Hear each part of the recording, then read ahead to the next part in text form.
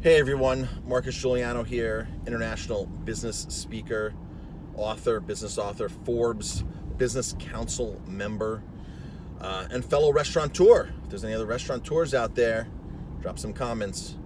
So, one of the forums I was on today was on fire with a topic that I wanted to talk about. I wanted to share some value, hopefully, to some people on this. A member posted, what's everybody's biggest problem in the industry? What's a big problem in the industry for you personally? And this person's response was getting people in the door for the second time, repeat customers. And I got to tell you, I love repeat customers, and I got some tricks.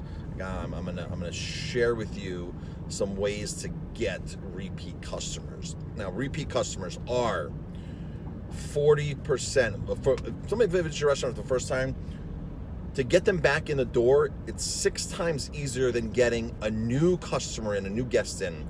Now, what I'm going to share with you now, this trick that or techniques that I've been using for over a decade, will work with other businesses as well. That's the cool thing. It's not only about restaurants. Quick story, I went in to buy a wood-burning pellet stove a couple years ago. I never ended up buying one. I was a hot buyer. I had the cash. I was ready to go. I had the budget. Money was there. It was like a $4,500 purchase, and I go in. The guy takes all my information. I had a couple questions, takes all my information, and I walked out of sight, out of mind. The propane guy got to me a couple days later and said, Marcus, why aren't you doing a propane direct vent? It's super easy, clean, and this and that. And I ended up buying that instead. But through this whole process of him collecting every single thing, my address, my phone number, all that, he never once called me, emailed me, reached out to me whatsoever. As he probably would have sold me the next day or that next week if the propane guy didn't get to me first. And that's just what it matters. It matters to get to them first. So it's super important. If people walk into your business, they're probably a hot buyer. Then even if they're not buying that day, they're interested. There's something that got them interested to walk in your door, whether it's tiles, whether it's a wood-burning stove, whatever it is. If they're coming to your restaurant and eating, that's a hot buyer. They'll come back as long as you provide them with decent food and decent service, okay? The reason I say decent is it's marketing. Marketing really comes in. I mean, if they had a bad experience, it's hard to get anybody back in. But you can be a decent restaurant, an average decent restaurant with great marketing, and be very successful because you can employ some marketing tactics that'll keep bringing people back in. So, how do you get a guest in for the second time after they've been in the first time? Well, let's start with number one. Let's start with bounce back offers. Bounce back offers are fantastic. That means when they finish eating, you give them an offer to come back.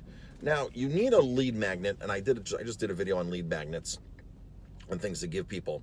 So if you give somebody something to come back, that'll be on your mind. So sometimes people give a little gift card, a little complimentary dessert ticket for their next visit, things like that. That's one way. I don't do that per se. I actually collect all their data and their information, and I mail them a bounce back offer as opposed to handing them a bounce back offer. Because a week later, when they get an offer from us, I think it's more impactful that they get something in the mail, and it's a postcard, 6x9 full color postcard. So that's the story with that. That's why I like doing that. So the name of the game here is to build your database. Database rocks, database rules. Database is how you value your business. If I were to sell my business and the next person buying it, I'd be like, here you go. Here's 15,000 people that have dined with me. If I were to open another restaurant after I sold my restaurant, whether it's a month later or 12 months later or 5 years later, I would email those 10 or 15,000 people that did business with me before, that trusted me enough to give me their information, and I would basically say, hey, I'm opening up a new location.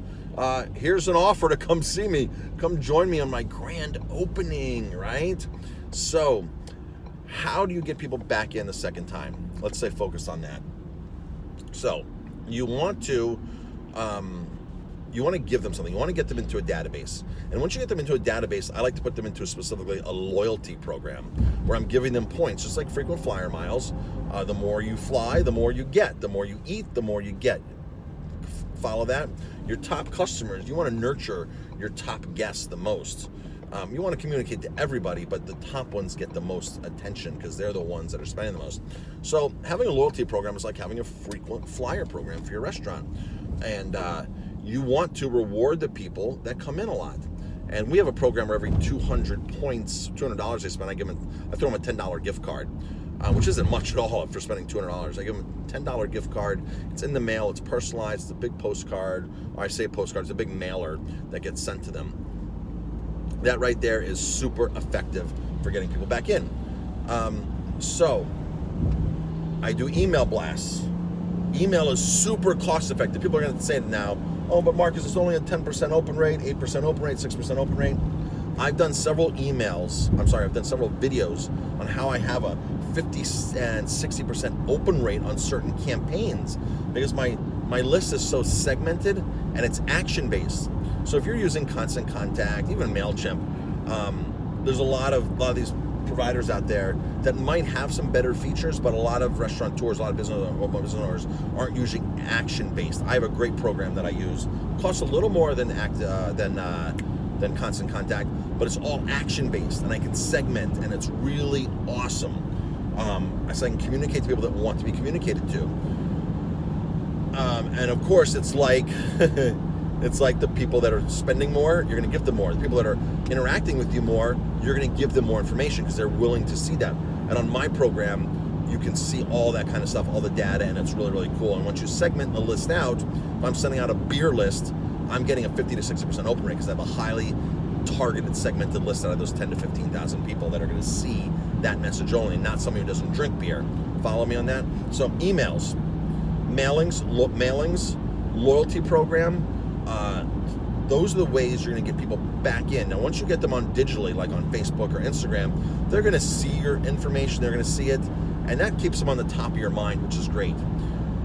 They say the industry standard, I don't know where I read this, but I read this a few years back, a guest likes to hear from their favorite restaurant every 21 days. So you have to be reaching out somehow in some form of media so they can hear from you every 21 days. That's the bottom line. So keep an active Instagram page going. Keep an active Facebook. And some of you are going to say, well, what's the ROI on Facebook? Facebook is part of doing business nowadays, folks. Instagram is part of doing business. A website is part of doing business. I've never heard me say, nobody's ever said to me, what's the ROI on a website? Do I really need one? It's up there because people just need to see you. You're up there on Facebook because people need to see you. And you might have to hire somebody to manage your social media so more people see you. And when you put offers out there, more people see the offers and they're going to take the offers and come in. Or not even an offer, just communicating that you just tapped a rare beer, or this dinner's coming up, or this is what's going on. That right there is an amazing way, but sometimes it's hard to measure. And I know that unless you're doing messenger bots where people are actually showing you, here's my offer. It's on my Facebook. You sent me an offer because I interacted with one of your stuff. But you still might have to boost that to get it up there, whatever. You might have to spend a little bit of money on that. Not necessarily. So, again, 6 times easier to get somebody in the door the second time than the first time. So focus on, if they're willing to walk in your door and give you their information, contact information, they will come back. It's almost a guarantee. So when you think about placing ads and doing all this stuff, and I know a lot of people who do mailings, pizza places are known for this. They'll do mailings, right? They'll send, an all-door drop with a company. They'll spend $2,500 or $1,500 and cover like a whole neighborhood after neighborhood and put these menus in, things. People come in, redeem the offer, this and that, and they never take those people's information. I like the idea of doing an all-door drop, don't get me wrong. I like going to the post office and sending out, 1,000 postcards to a certain demographic, certain area, a certain neighborhood.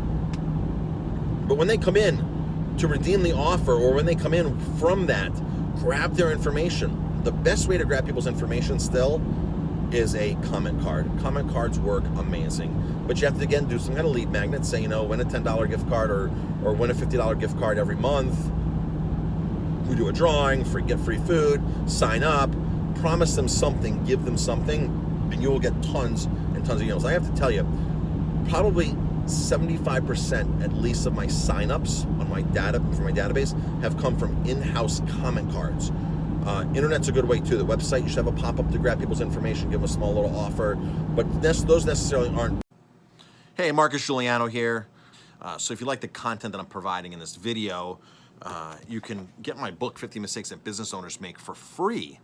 follow the link below in the description of the video, and there's a link to get this book for free. I will ship it to you.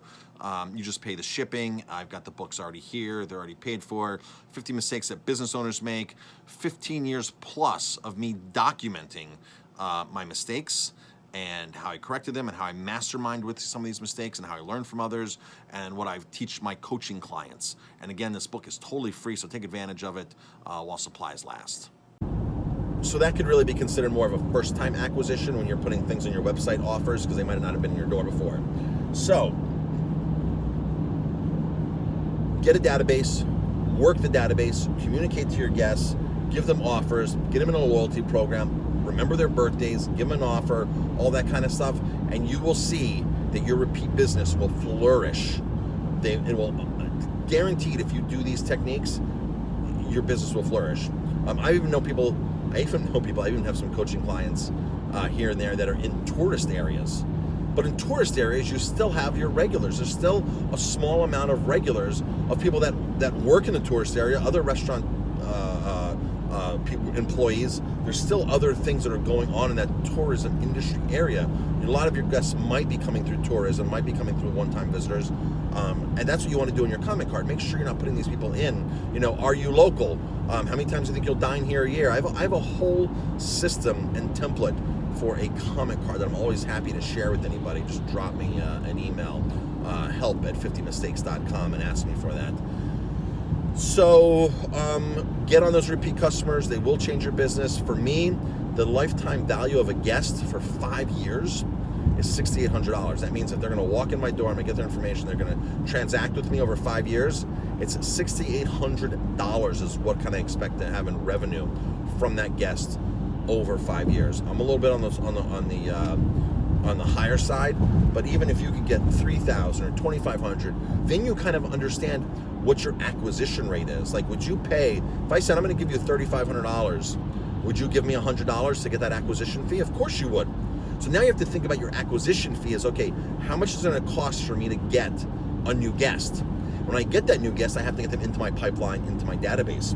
And if your $3,500 is your end result of what a guest's worth, $100 acquisition fee is nothing, right?